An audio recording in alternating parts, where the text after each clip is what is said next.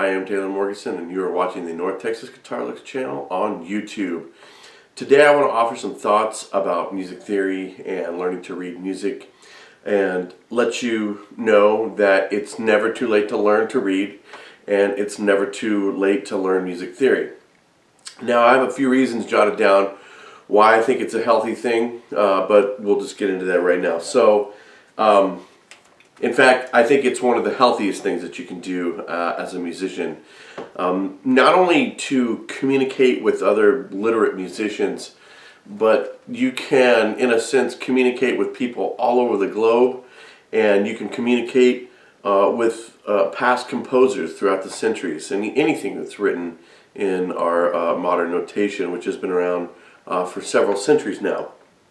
So it's just a way to understand what composers of the past did and what composers are doing now, what musicians, what players, performers are doing and have done. So in a sense, it's a really healthy kind of communication. I can't emphasize that enough.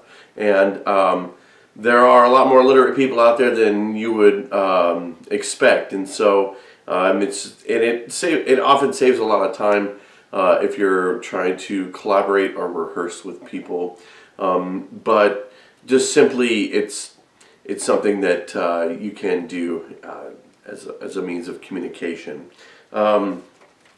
Second, it helps you build a better relationship with your instrument. And it'll give you a better understanding of what you do naturally and the sounds that you gravitate towards naturally.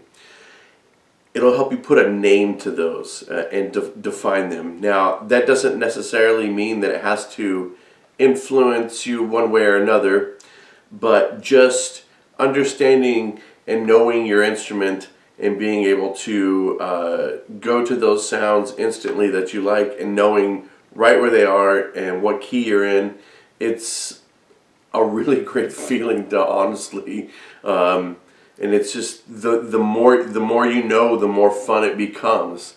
Now, obviously, there are people who are naturally gifted and can do this automatically, but I would say 99% of the people I've ever taught, including myself, just simply don't have that. I need to work for it and work towards it, and it's something that you can develop, and if you just give it a little bit of time. And so I think the third reason that I have here is that even though you learn theory and you learn how to read music, it doesn't necessarily have to influence the way you improvise, and it doesn't necessarily have to influence the way you write music. And I think it's important to point out that some of the greatest theorists and composers, in particular Arnold Schoenberg, really emphasized that theory should never precede creation. I mean, they were listening to what they did, all composers throughout all the ages. Now, theory might have helped inform what they were doing in terms of voice leading and all these other things, but I take that statement very seriously, that theory should never precede creation. Otherwise, you end up writing stuff that sounds like textbook examples. And composers, theorists, people who know how to read, people who know theory, understand what I'm talking about. So it's just a way of putting a name to something. Okay, so there's lots of different thoughts about what theory is and what reading music can do for you. I just think that I want to put it out there that it's a good thing. It's a positive thing, and it shouldn't be shunned away. Now, I want to give you two really excellent resources that are free that can help you in this endeavor. The first one is musictheory.net, which is a really great website. And 20 years ago, I learned to read music and basic theory from this website. It's been around for a while, so they've really got it honed perfectly down now to all their exercises and what they can do, and it's really flexible, it's really user-friendly, and of course I'll leave a link for these resources. But musictheory.net is an amazing website, and if you just take the time to go through it, you can learn to read music. You can learn basic theory, including modes, scales, arpeggios, and just music symbols and all of that stuff. It's an unbelievably awesome resource that doesn't get as much credit as I think it nearly deserves.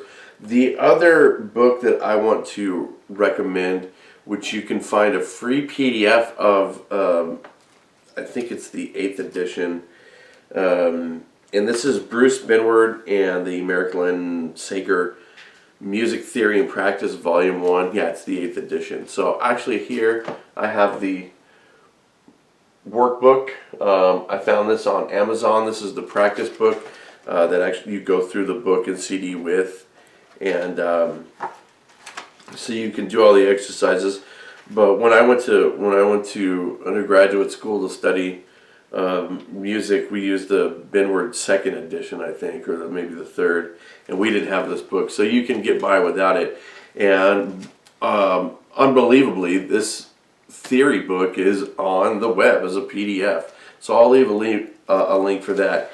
And it's just it's an amazing book. It was really helpful, and this will it'll take you through all kinds of things, including how to read what scales and chords, and just all your real basic theory stuff. And it even does offer stuff on modes, and it'll give you pieces to listen to, classical pieces, of course, Beethoven, Schubert, and the like. There's a lot of Bach as well. So those are the 2 free resources that I highly recommend. And if you want, you can purchase something like this. So if you have any questions about anything I've talked about today, feel free to leave them in the comments, and I'll leave this a link for this video up on Facebook and my Twitter and my Instagram. But just remember, it's all about having an open mind, and really, if you want to become the best musician you can, I think just being positive and open in general towards people who have different ideas, people who have different opinions about music. I mean, exposing yourself to these and not being closed off about what you think is meaningful, what you think is heartful or soulful, because it's in a sense it is universal, but it's also an individual thing. So if you have any questions or comments, feel free to leave them on this video, or you can find my artist page on Facebook. My name is Taylor Morganson, and you have been watching the North Texas Guitar Licks channel. If you like this content and would like to see more of it, play with any of my backing tracks, I offer suggestions about how to solo over certain modes and certain genres, things like that. Check it out. Please like and subscribe, and I hope you guys have a great day. Keep rocking.